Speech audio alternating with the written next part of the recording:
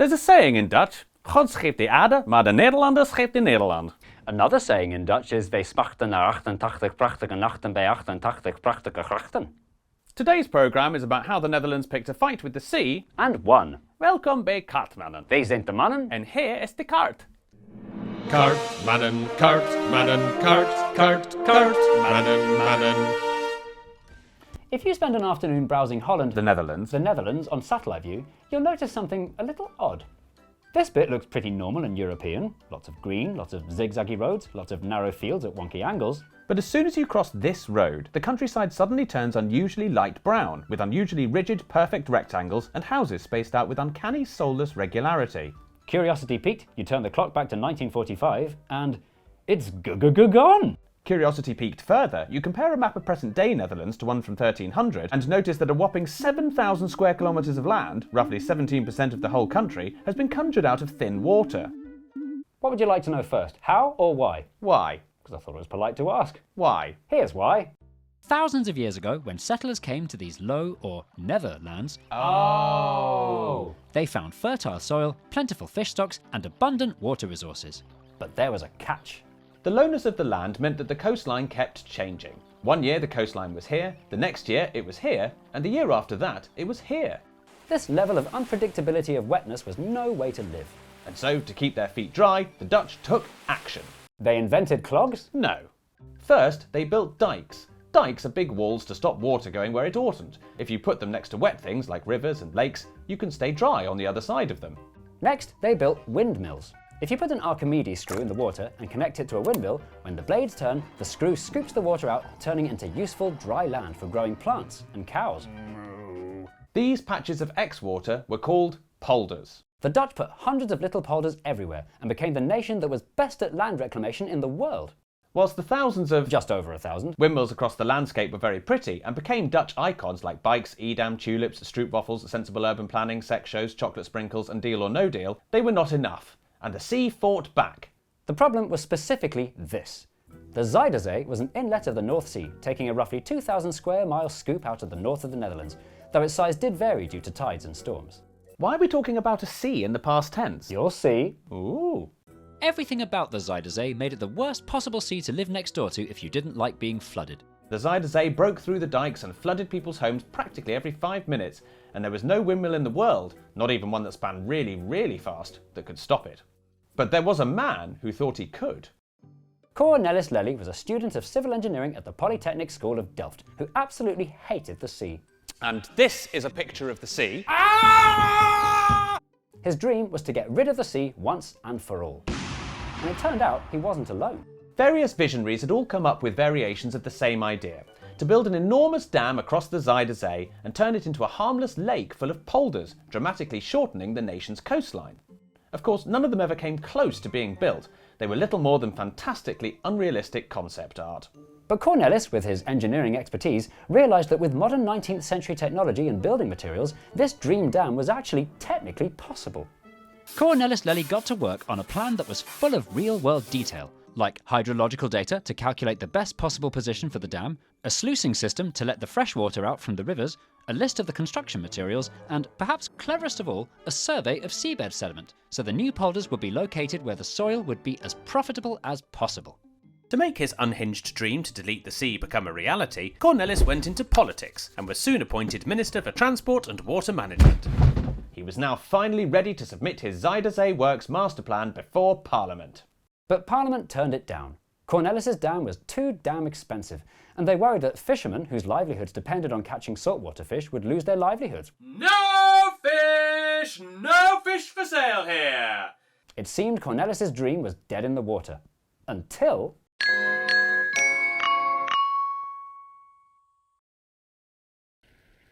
Love Sunday lunch. Conversations with the family. Not anymore. All because of Surfshark VPN, the sponsor of this video. It's available with one account on an unlimited number of devices. So the conversation's over. Look at June. She's watching content from a streaming service not available in the UK, and one of Surfshark's over 3,000 servers in over 100 countries. There's Monty, using Surfshark to encrypt his data to avoid age restrictions, so he can look at goodness knows what. And my wife, she's shopping for holidays using region-specific pricing with discounts that are only available abroad. Wish I'd never signed up to Surfshark by going to surfshark.com/mapmen and entering the code MAPMEN to get an extra 4 months for free. Oh, stop going on about Surfshark. You blame it for all your problems. Can't find your socks? Surfshark hid them. Roast pork tastes disgusting. Surfshark cooked it. Accrington Stanley lost the match. Surfshark was playing. Surfshark, Surfshark, Surfshark. Morning, noon and night. Love Sunday lunch. Conversation with the family. Oh, sorry. It seemed Cornelis's dream was dead in the water until, in January 1916, the Netherlands saw their worst flood in hundreds of years. The Dutch were used to floods, of course, but this one was particularly bad timing because of the First World War. I thought the Netherlands were neutral for World War I. Yes, but their neighbours absolutely weren't. Germany, Belgium, France and Britain were so busy fighting, they stopped all international trade, and that meant the Dutch had to rely entirely on the food from their own farms. So the flood didn't just destroy homes, it caused a massive food shortage both during and after the disaster. The Dutch were homeless, hungry and wet. In these conditions, Lely's plan didn't seem quite so unhinged after all. And so, in 1927, 36 years after he first proposed it, Cornelis finally began work on the Afsluitdijk. The dike was completed ahead of schedule in 1932. At 20 miles long, or 32 kilometres if you insist, it was the longest dike the world had ever seen. The Zuider Zee was a zee no more. It was now a mere, the IJsselmeer. And now that the water was calm and shallow, they were ready to build the biggest polders the world had ever seen. Hundreds of farmers moved in to start their new lives working the land straight away. But then something went wrong. Because the polder was below sea level, it was lower than the mainland, causing groundwater to flow into it and sucking the former coastland dry. This made it much less fertile and much less productive. So for the next one in 1950, they changed the design. The next polder was built in 2 stages with a thin, watery gap to make it much easier to manage the water table. This meant that the Flavor polder was technically the largest artificial island in the world, a record no one's come close to beating since. So, overall, was Cornelis Lely's Zuider Zee Works project a success? In every way imaginable, yes. When the next massive storm came in December 1953, the structure held back the sea and prevented what would have been catastrophic flooding. The Afsluitdijk paid for itself in one night. And it's paid for itself 1,000 times more since. The value of the new polders to the Dutch economy is €20 billion a year. And as for food security, it went so much further than necessary. It gave the Netherlands a massive food surplus, quickly becoming the world's second largest food exporter behind only the United States. Pretty impressive for the densest country in Europe. 5th densest country in Europe. Densest proper country in Europe. Lely's plan was so successful it even solved other problems it wasn't meant to solve, including one for Dutch drivers. Right on top of the Afsluitdijk, engineers built a motorway in the middle of the sea, allowing drivers to whiz from Iedzekkerheidszoom to Hippolytuzhoef in just 35 minutes. With breathtaking views of the sea in a dead straight line, a cruise along the A7 motorway is simultaneously the most thrilling and most boring drive in the world. The Zuider Zee Works also changed the lives of the people of Urk. Urk, for most of its existence, was an island right in the middle of the Zuider Zee, isolated from the rest of the country. But now, thanks to the new polder, you could just drive there on the Urkeweg. Although oddly, the Urkeweg hasn't stopped Urk from still behaving like an island. Even today, it's famous for being more conservative and religious than the rest of the Netherlands, and they still have their own dialect that most Dutch people don't understand. Excuse me, do you have the time? Of all the impacts of Lely's project, the biggest was one he could never have predicted. As the Dutch population exploded, but their borders didn't, the country was in desperate need of more space for people to live on.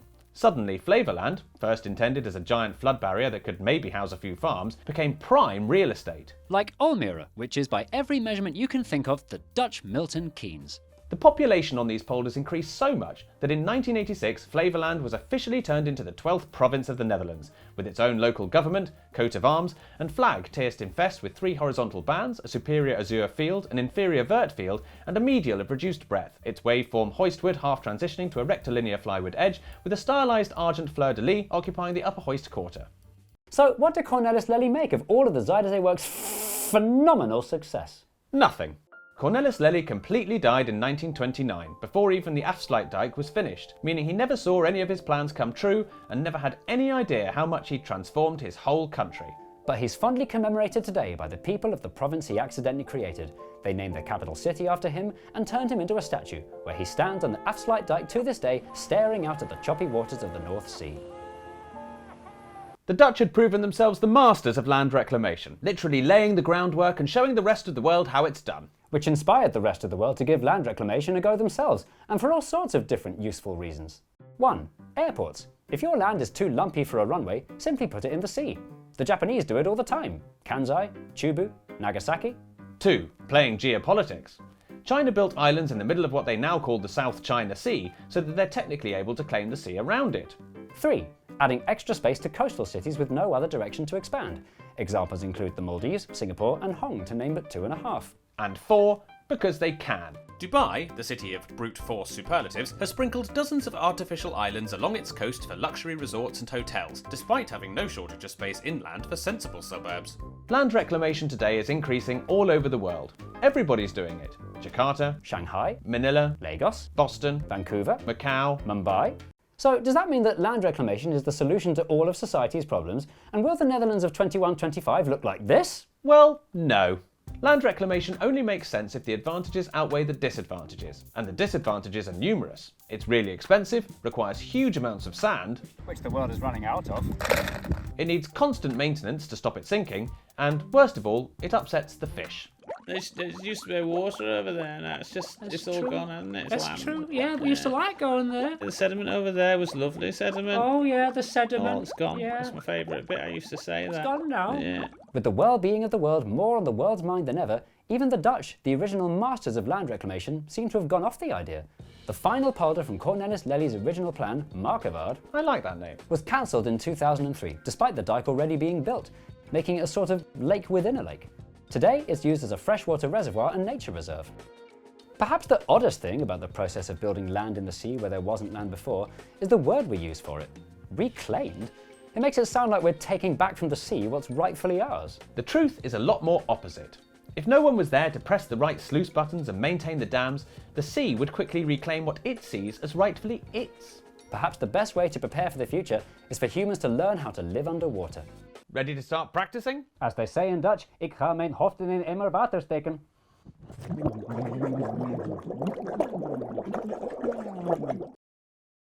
Sick of kitchen grease stains? Overwhelmed by limescale? Then give your kitchen that sparkling new look with This Way Up, When Maps Go Wrong and Why It Matters, the debut book from the creators of Map Men. This book is jam-packed full of fascinating facts and sensational stories that cuts through stubborn stains in seconds. With its rigorously researched and fantastically funny chapters, This Way Up When Maps Go Wrong easily tackles greasy surfaces with so much extra detail that only a book can provide. This Way Up When Maps Go Wrong contains the world's biggest and worst map blunders, leaving your kitchen up to 19% germ-free and smelling exactly as it did before. Jay, why haven't you cleaned up all this mess? Oh, sorry, I got so engrossed in this book, This Way Up When Maps Go Wrong, that I forgot to finish cleaning. But the Lord Mayor is coming round. Hello? Ah, hello chaps. Just calling to say I'm not coming round anymore. I've decided instead to stay home and read this brilliant book called This Way Up When Maps Go Wrong from the creators of Map Men. Well, thanks for letting us know. Can you do tomorrow instead? No, I'm busy tomorrow. Tuesday? I can't do Tuesday. How about Wednesday? I can do Wednesday. See you on Wednesday then, Lord Mayor. This Way Up, When Maps Go Wrong and Why It Matters. Available now.